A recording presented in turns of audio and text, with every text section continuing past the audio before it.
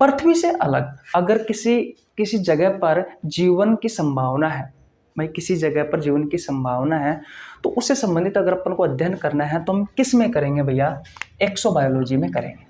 और ये क्वेश्चन आपसे आरआरबी एनटीपीसी में 7/4/2016। गाइज आज की क्लास में मैं आपको 25 प्रमुख शाखाओं के बारे में बताने वाला हूं जहां से आपकी प्रतियोगी परीक्षाओं में बहुत सारे क्वेश्चन पूछे जाते हैं, जिनमें से कम 10 शाखाओं के नाम तो आपने सुना भी नहीं होगा। ऐसी शाखाओं के नाम बताने वाला हूं और उन शाखाओं के बारे में मैं आपको बताने वाला हूं।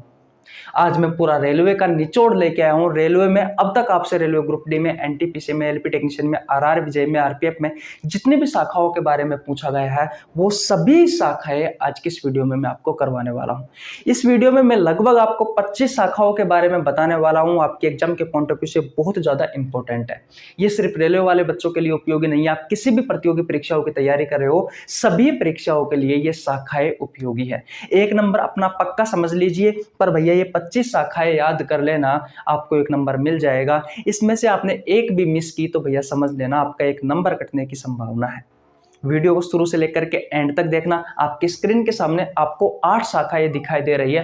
प्रत्येक शाखा के बाद में मैंने यहाँ पर एग्जाम का नाम लिख रखा है कि भैया ये शाखा इस एग्जाम में पूछी गई है, ये शाखा इस एग्जाम में पूछी गई है। चलिए फिर आज की क्लास की शुरुआत करते हैं और एक एक शाखाओं के बारे में डिटेल में समझते हैं।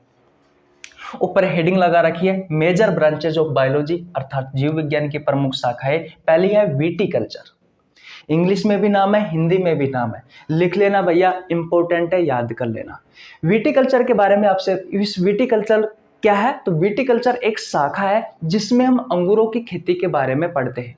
जिसमें हम किसके बारे में पढ़ते हैं? अंगूरों की खेती के बारे में पढ़ते हैं। और ये क्वेश्चन आपसे आरआरबी एनटीपीसी में 11/1/2021 को पूछा गया है। दूसरी शाखा कौन सी है? एपिग्राफी। एपिग्राफी इंग्लिश में भी लिखा हुआ है, शिलालेखों का अध्ययन। शिलालेखों के बारे में हम विज्ञान की जिस शाखा में अध्ययन करते हैं उस शाखा को कहा जाता है एपिग्राफी। और इसके बारे में आरआरबी एनटीपीसी में 19/1/2021 को पूछा गया है।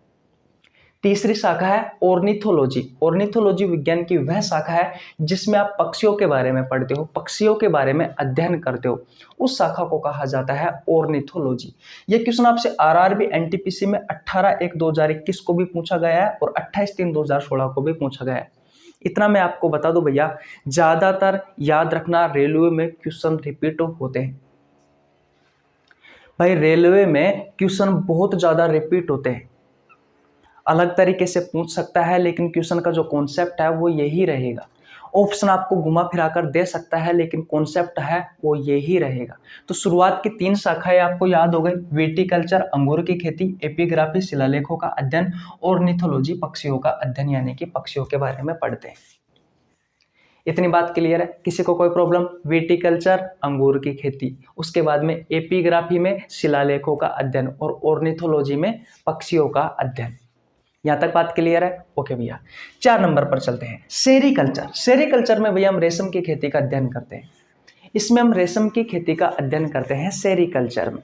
और सेरीकल्चर के बारे में आपसे पूछा गया आरआरबी एनटीपीसी में 28/12/2020 को और 5/4/2016 को। 5/4/2016 को बोलो। तो सेरीकल्चर के बारे में समझ में आ गया आपको? सेरीकल्चर में हम भैया रेशम की खेती के बारे में पढ़ते हैं। आरआरबी एनटीपीसी में 2 बार पूछा गया, 28/12/2020 को और 5/4/2016 को।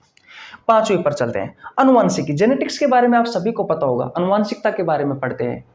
अनुवांशिकता जानते हो क्या होता है? कुछ मौलिक गुण होते हैं जो माता पिता से संतानों में आ जाते हैं, यह अनुवांशिकता है। विभिन्नता क्या होती है? माता पिता और संतानों के बीच में कुछ अंतर होता है लक्षणों का, वो विभिन्नताएं होती है। तो इसमें अनुवांशिकता और विविधताओं का अध्ययन करते हैं भैया अनुवांशिकी में, ठीक है। और ये क्वेश्चन आपसे पूछा गया आरआरबी ग्रुप डी में 23/8/2022 को। अच्छा क्वेश्चन है भैया, जेनेटिक्स अनुवांशिकी। 5 शाखाएं याद हो गई। छठी है साइटोलॉजी। साइटोलॉजी के बारे में तो आप सभी को पता होगा भैया, भाई साइटोलॉजी के बारे में तो आप सभी को पता होगा। कोशिका का अध्ययन विज्ञान की जिस शाखा में किया जाता है उस शाखा को क्या कहा जाता है? साइटोलॉजी। उत्तकों का अध्ययन विज्ञान की जिस शाखा में किया जाता है उस शाखा को क्या कहा जाता है? यह आपको कमेंट बॉक्स में बताना है। इतनी बात क्लियर है? ओके, आगे चलते हैं भैया। इथोलॉजी। इथोलॉजी में पशु का जो व्यवहार होता है, उसका जो जैविक अध्ययन है, उसके बारे में पढ़ा जाता है भैया इथोलॉजी में। और ये क्वेश्चन आपसे आरआरबी एनटीपीसी में 12/1/2021 को पूछा गया है। इतना मैं आपको बता दूं, जिस ब्रांच के बारे में, जिस शाखा के बारे में आपको समझ में नहीं आए, समझ लेना वही आपकी एग्जाम में आने वाली है। मैंने आपसे क्या कहा, फिर दोबारा से समझ लेना। मैंने आपसे इतना कहा कि जिस ब्रांच के बारे में आपको समझ में नहीं आए, आपको लगे कि यार ये तो याद करने की जरूरत है, इसे तो पढ़ने की जरूरत है, इसे तो सीखने की जरूरत है, वही आपकी एग्जाम में आएगी। ठीक है, आगे चलते हैं भैया। एंथ्रोपोलॉजी में भैया मनुष्य का अध्ययन करते हैं, मनुष्य के विकास के बारे में अध्ययन करते हैं, उसके रीति रिवाज के बारे में अध्ययन करते हैं, उसके इतिहास के बारे में, उसकी परंपराओं के बारे में अध्ययन करते हैं। उस शाखा को क्या कहा जाता है, एंथ्रोपोलॉजी कहा जाता है, एंथ्रोपोलॉजी। और ये क्वेश्चन आपसे आरआरबी एनटीपीसी में 10/4/2016 को, आरआरबी जेईई में 19/5/2019 को। ठीक है, इथोलॉजी के बारे में आरआरबी एनटीपीसी में 12/1/2021 को पूछा गया है। साइटोलॉजी के बारे में आरआरबी एनटीपीसी में 8/1/2021 में पूछा गया है। अनुवांशिकी के बारे में आरआरबी ग्रुप डी में 23/8/2022 को पूछा गया है। ये सभी क्वेश्चन इंपॉर्टेंट है भैया आपके एग्जाम के पॉइंट ऑफ व्यू से, इन्हें याद करना बहुत ज्यादा जरूरी है। ये सिर्फ 8 ब्रांच है, अब हमें और भी बहुत सारी ब्रांचों के बारे में पढ़ना है, इसलिए वीडियो को शुरू से लेकर के एंड तक देखना और इन्हें नोट कर लेना भैया। मैं आपको फिर कह रहा हूं, नोट कर लेना अगर आपको 1 नंबर कंफर्म करना है तो। आगे चले भैया हम। ओके, तो अब आप स्क्रीनशॉट ले लीजिए, मैं हट जाता हूं। स्क्रीनशॉट ले लीजिए भैया अच्छे से। अब भैया आगे चलते हैं, चले आगे। ओके, देखिए भैया यहां तक की कहानी आपको समझ में आ गई? बोलो, किसी को कोई प्रॉब्लम? बिल्कुल नहीं होनी चाहिए। अब आगे देखिए भैया, अब 9 नंबर से स्टार्ट करेंगे। 9 नंबर पर है हॉर्टिकल्चर। हॉर्टिकल्चर वह शाखा है जिसमें आप अनाज, फल, फूल, पौधों को उगाने से लेकर उनके व्यापार तक का जो अध्ययन है, उस शाखा को कहा जाता है हॉर्टिकल्चर। और यह आपसे क्वेश्चन पूछा गया है आरआरबी एनटीपीसी में 9/2/2021 को। स्पष्ट रूप से लिखा हुआ है अनाज, फल, फूलों और पौधों को उगाने से लेकर के उनके व्यापार तक का जो अध्ययन है, वो आपसे उस शाखा को क्या कहा जाता है? उस शाखा को हॉर्टिकल्चर कहा जाता है। यह आपसे आरआरबी एनटीपीसी में 9/2/2021 को पूछा गया है। तो हॉर्टिकल्चर क्या है? अनाज, फल, फूल, पौधों को उगाने से लेकर के उनके व्यापार तक का अध्ययन विज्ञान की जिस शाखा में करते हैं, उस शाखा को हॉर्टिकल्चर कहा जाता है। और यह आपसे आरआरबी एनटीपीसी में 9/2/2021 को पूछा गया है क्वेश्चन है। आगे बढ़ते हैं भैया। हॉर्टिकल्चर समझ में आ गया? किसी को कोई प्रॉब्लम? बिल्कुल नहीं होनी चाहिए। आगे देखिए, पीसीकल्चर। आपका जो मछली है, उस मछलियों को पालते हैं, मछली पालन जो होता है उसका अध्ययन को क्या कहा जाता है? पीसीकल्चर कहा जाता है। ये भी किसी न किसी एग्जाम में पूछा गया होगा, फिलहाल मुझे पता नहीं है किसी एग्जाम में पूछा गया है, इसलिए मैंने यहाँ पर खाली छोड़ दिया, एग्जाम का नाम नहीं लिखा है। क्वेश्चन नंबर 11, मोर्फोलॉजी, आकारिकी। जीवों की आकृति, संरचना तथा विशिष्ट संरचना गुणों का अध्ययन क्या कहलाता है भैया? मोर्फोलॉजी कहलाता है, आकारिकी कहलाता है। और ये आपसे आरआरबी एसएसई में 21/12/2014 को पूछा गया है क्वेश्चन है। बोलो, किसी को कोई प्रॉब्लम? मछली पालन का अध्ययन, पीसीकल्चर। अनाज, फल, फूल, पौधों को उगाने से लेकर के उनके व्यापार तक का अध्ययन विज्ञान की जिस शाखा में किया जाता है उसे हॉर्टिकल्चर कहा जाता है। ठीक है, जीवों की आकृति, संरचना, उसके विशिष्ट संरचनात्मक गुणों का अध्ययन विज्ञान की जिस शाखा में किया जाता है उस शाखा को मोर्फोलॉजी कहते हैं, आकारिकी कहते हैं। और ये क्वेश्चन आपसे आरआरबी एसएससी में 21/12/2014 को पूछा गया है। ब्लड का अध्ययन विज्ञान की जिस शाखा में किया जाता है उस शाखा को क्या कहते हैं? हीमेटोलॉजी कहते हैं, हीमेटोलॉजी कहते हैं। आरआरबी जेईई में 14/12/2014 को पूछा गया है। लीवर का अध्ययन विज्ञान की जिस शाखा में किया जाता है उस शाखा को क्या कहा जाता है? आपको कमेंट बॉक्स में बताना है। भ्रूण विज्ञान, एम्ब्रियोलॉजी।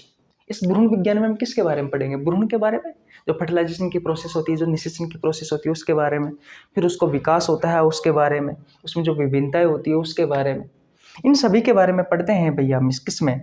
इस एम्ब्रियोलॉजी में, यानी कि भ्रूण विज्ञान में निषेचन, विकास, विभाजन और विभिन्नताएं, इन सभी के अध्ययन के बारे में पढ़ते हैं भैया हम एम्ब्रियोलॉजी में, यानी कि भ्रूण विज्ञान में। ये आपसे आरआरबी एनटीपीसी में 30/4/2016 को पूछा गया है। इतनी बात क्लियर है? यहाँ तक किसी को कोई प्रॉब्लम बिल्कुल नहीं होनी चाहिए भैया। एक एक चीज आपको बहुत अच्छे से समझ में आ रही होगी। आगे चलते हैं। फाइटोपैथोलॉजी। फाइटोपैथोलॉजी में हम किसके बारे में अध्ययन करते हैं? ये विज्ञान की वह शाखा है जिसमें हम पौधों की बीमारियों के बारे में अध्ययन करते हैं, फाइटोपैथोलॉजी। ठीक है भैया। और ये क्वेश्चन आपसे आरआरबी एनटीपीसी में 29/4/2016 को पूछा गया है। कब पूछा गया है भैया? 29/4/2016 को पूछा गया है। बोलो, यहाँ तक किसी को प्रॉब्लम बिल्कुल नहीं होनी चाहिए। अब स्क्रीनशॉट ले लीजिए, अभी तो हमारी बहुत सारी और ब्रांचेस बाकी है भैया। आ गए समझ में? किसी को कोई प्रॉब्लम? अनाज, फल, फूल, पौधे, इनको उगाने से लेकर के उनके व्यापार तक का जो अध्ययन है वो हॉर्टिकल्चर। मछली पालन पीसीकल्चर। ब्लड का अध्ययन विज्ञान की जिस शाखा में किया जाता है उसे हीमेटोलॉजी। ठीक है भैया। मॉर्फोलॉजी में क्या करते हैं? जीवों की आकृति, संरचना, संरचनात्मक गुणों का अध्ययन, आकारिकी विज्ञान की वह शाखा है, मॉर्फोलॉजी विज्ञान की वह शाखा है जिसमें जीवों की संरचना और आकृति के बारे में अध्ययन करते हैं भैया। ठीक है। भ्रूण विज्ञान, फर्टिलाइजेशन, निषेचन, विकास, विभाजन, विभिन्नताएं, इन सब का अध्ययन किया जाता है भ्रूण विज्ञान में भैया। और फाइटोपैथोलॉजी, पौधों की जो बीमारियां होती है उनके बारे में अध्ययन विज्ञान की जिस शाखा में किया जाता है उस शाखा को क्या कहते हैं? फाइटोपैथोलॉजी। ये सभी आपके एग्जाम में पूछे गए हैं। किसी को कोई प्रॉब्लम यहाँ तक बिल्कुल नहीं होनी चाहिए। स्क्रीनशॉट ले लीजिए, आगे चलते हैं भैया। चले, ओके। देखो भैया, यहाँ तक तो कहानी आपको बहुत अच्छे से समझ में आ गई होगी। छोड़ करके मत जाना भैया क्लास, नहीं तो आपको बहुत बड़ा नुकसान हो जाएगा। देखो, क्वेश्चन नंबर 15 के बारे में बात करते हैं। एक्सोबायोलॉजी, नाम सुना है कभी? नहीं सुना होगा। एक्सोबायोलॉजी, एक्सोबायोलॉजी में हम किसके बारे में अध्ययन करते हैं?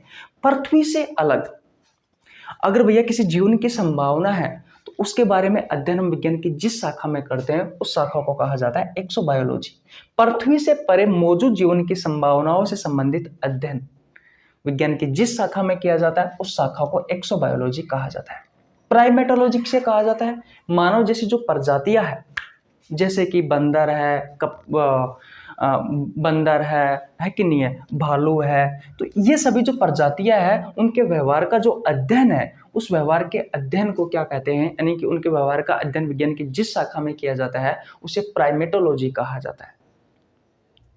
उसे क्या कहा जाता है? यानी कि मानव जैसी जो प्रजातियां हैं, जैसे कि बंदर हो गए, भालू हो गए, है कि नहीं है, वनमानस हो गए जो पहले वन में रहते थे, है कि नहीं है, उनके व्यवहार का अध्ययन विज्ञान की जिस शाखा में किया जाता है उस शाखा को क्या कहा जाता है? प्राइमेटोलॉजी कहा जाता है। इतनी बात समझ में आ गई? ओके। इकोलॉजी के बारे में बात करते हैं तो जानवरों के उनमें पर्यावरण के साथ संबंधों का अध्ययन, यानी कि जानवर और उनमें पर्यावरण के साथ संबंधों का अध्ययन। दोबारा से पढ़ना, जानवरों के उनमें पर्यावरण के साथ संबंधों का अध्ययन। समझ रहे हो? जानवर और पर्यावरण के बीच में जो अध्ययन है, पर्यावरण के बीच में जो संबंध है, उनका जो अध्ययन है उसे कहा जाता है भैया इकोलॉजी।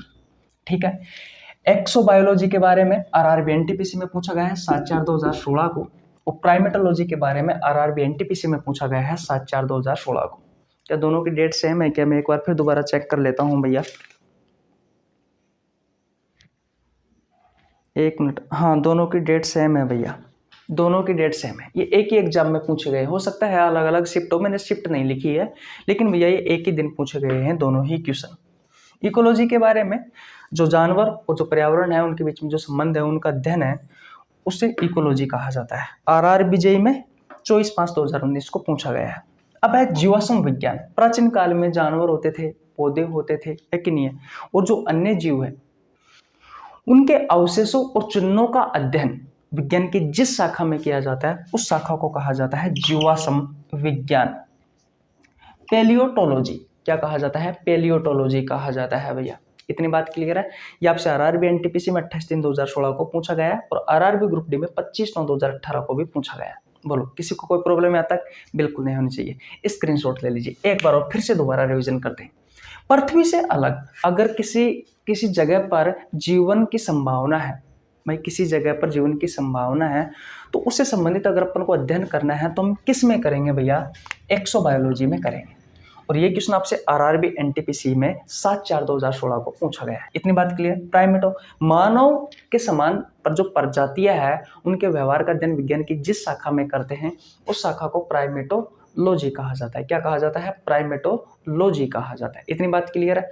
इकोलॉजी में हम क्या करते हैं भैया? जानवर और पर्यावरण के बीच में आपस में संबंध जो है उनका अध्ययन विज्ञान की जिस शाखा में करते हैं उसे इकोलॉजी कहा जाता है। आरआरबी जेईई में 24/5/2019 को, ऊपर के दोनों क्वेश्चन आरआरबी एनटीपीसी में 7/4/2016 को। जीवाश्म विज्ञान, प्राचीन काल में जो पौधे हैं, जो जानवर है, जो जीव है, उनके जो अवशेष है भाई, उनके जो अवशेष है और उनके जो चिन्हों का अध्ययन विज्ञान की जिस शाखा में करते हैं उस शाखा को क्या कहा जाता है? जीवाश्म विज्ञान। पैलियोटोलॉजी, ये आरआरबी एनटीपीसी में 28/3/2016 को और आरआरबी ग्रुप डी में 25/9/2018 को पूछे गए क्वेश्चन है। बोलो, किसी को कोई प्रॉब्लम यहाँ तक? बिल्कुल नहीं होनी चाहिए। अब स्क्रीनशॉट ले लीजिए भैया, आगे चलते हैं। चले आगे। ओके, देखिए भैया, अब आगे बात करते हैं। ये भैया इस स्लाइड में अपनी जो 25 शाखाएं हैं जहाँ से बार बार आपके एग्जाम में क्वेश्चन पूछे जाते हैं वो समाप्त हो जाएगी। छोटी सी वीडियो है 20-1 मिनट की, लेकिन इस 20 मिनट में आपका 1 नंबर पक्का हो जाएगा। आप किसी भी परीक्षा की तैयारी कर रहे हो, यहाँ से अगर क्वेश्चन आएगा तो भैया इसी में से ही आएगा, ये हमारी गारंटी है। अगर आपको वास्तव में ही वीडियो अच्छी लग रही है तो वीडियो को लाइक कर दीजिए, आपके छोटे भाई के लिए प्यारा सा कमेंट कर दीजिए, और आप स्वयं समझदार हो, सब्सक्राइब तो कर ही ना है ये चैनल को भाई, सब्सक्राइब तो करना ही है चैनल को, तो आपने कर लिया होगा भाई। और हाँ, इंपॉर्टेंट बात, अगर आप में से कोई भी भाई रेलवे की तैयारी कर रहा है तो रेलवे वाले बच्चों के लिए मैंने बायोलॉजी का एक स्पेशल बैच स्टार्ट किया था। उस बैच का नाम है जनशताब्दी एक्सप्रेस बैच, जिसमें मैं आपको बायोलॉजी के प्रीवियस ईयर के क्वेश्चन करवा रहा हूँ, जो आपसे अभी लेटेस्ट एग्जाम में रेलवे ग्रुप डी में, एनटीपीसी में, एलपीटी में, आरआरबी जेईई में, आरपीएफ में जितने भी क्वेश्चन पूछे गए हैं वो सभी क्वेश्चन मैं आपको बायोलॉजी के चैप्टर वाइज करवा रहा हूँ उस बैच में। तो उसका आपको नीचे लिंक डिस्क्रिप्शन मिल जाएगा, आप जाकर के देख लेना। सुबह 6 बजे और शाम 6 बजे कम्युनिटी पोस्ट में बायोलॉजी के बेहतरीन क्वेश्चन डालता हूँ। ये कोई नॉर्मल क्वेश्चन नहीं है, ये ऐसे क्वेश्चन है जो या तो आपसे आपकी प्रतियोगी परीक्षाओं में पहले पूछे गए हैं या फिर आगे पूछे जाने की संभावना है। अगर आप हर रोज इन क्वेश्चनों का आंसर देते हो तो बायोलॉजी के अच्छे और बेहतरीन क्वेश्चनों पर आपकी पकड़ बनी रहेगी। ये ऐसे क्वेश्चन है जो डायरेक्ट आपसे आपके एग्जाम हॉल में मुलाकात करने वाले हैं, इसलिए हर रोज कम्युनिटी पोस्ट में सुबह 6 बजे और शाम 6 बजे इन क्वेश्चनों का आंसर दीजिए भैया। इसके अलावा मैंने इस यूट्यूब चैनल पर बायोलॉजी के बहुत सारे चैप्टर करवा रखे हैं, बहुत सारे टॉपिकों पर अलग अलग वीडियो बना रखी है। चैनल पर जाकर विजिट करिए, आपको बहुत अच्छा कंटेंट उपलब्ध हो जाएगा। वैसे आप फालतू की वीडियो देखते रहते हो, रील वगैरह दिन भर, उसमें समय खराब करने से अच्छा है कि भैया यहाँ पर अपना समय दो और ज़िंदगी की ऊंचाइयों को छुओ। ठीक है भाई, इसलिए सब्सक्राइब कर लेना भाई। अब आगे देखो, क्वेश्चन नंबर 19, क्या 19 नंबर की हमारी जो ब्रांच है, हमारी जो शाखा है वो है टेक्सोकोलॉजी। वो क्या है? टॉक्सिकोलॉजी। क्या है? टॉक्सिकोलॉजी है भैया, जिसमें हम जहर के बारे में अध्ययन करते हैं। ये आपसे आरआरबी एनटीपीसी में 5/4/2016 को पूछा गया है। फिर है टैक्सोनॉमी, जैव विविधता का अध्ययन, आरआरबी एनटीपीसी में 19/4/2016 को। एपीकल्चर, मधुमक्खी पालन। एविकल्चर, पक्षी विज्ञान। आर्गेनोलॉजी, मकड़ियों का अध्ययन। सोरोलॉजी, छिपकली का अध्ययन। हिस्टोलॉजी, उत्तकों का अध्ययन।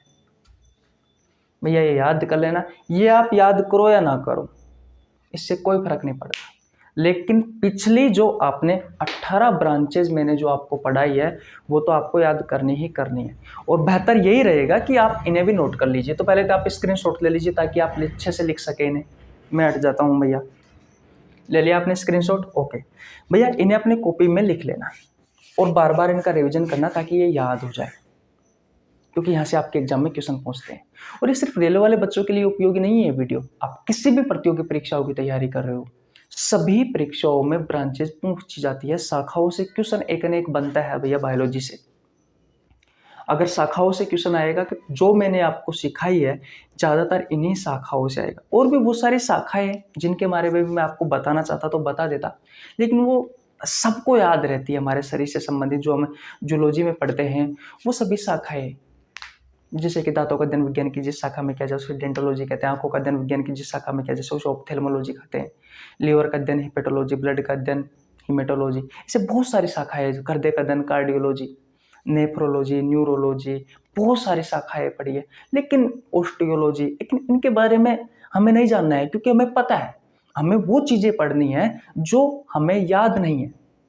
इनमें से आपको लगभग 10 से 15 शाखाएं ऐसी होगी जिनके बारे में आपको नहीं पता होगा। अगर आप इन शाखाओं को याद कर लेते हो और पुरानी शाखाएं आपको याद है तो आपके पास शाखाओं का अच्छा कंटेंट उपलब्ध हो जाएगा। फिर एग्जाम में कोई सा भी क्वेश्चन आए, अगर आपको क्वेश्चन नहीं आ रहा है तो फिर हम ऑप्शन के हिसाब से उस क्वेश्चन को काट सकते हैं और उस क्वेश्चन का आंसर दे सकते हैं। इसलिए मेरे भाई इनको याद कर लेना। ओके, अब मिलते हैं भाई नेक्स्ट वीडियो में, तब तक के लिए जय हिंद, जय भारत, राम राम। और क्लास समाप्त करने से पहले मैं इतना और बता दूं कि रिप्रोडक्टिव सिस्टम की मैं फिलहाल जो आपसे रेलवे में क्वेश्चन पूछे गए उनके प्रीवियस ईयर के क्वेश्चन करवा रहा हूँ। अगर आपने नहीं देखे हैं तो चैनल पर जाकर देख लेना। Bye bye.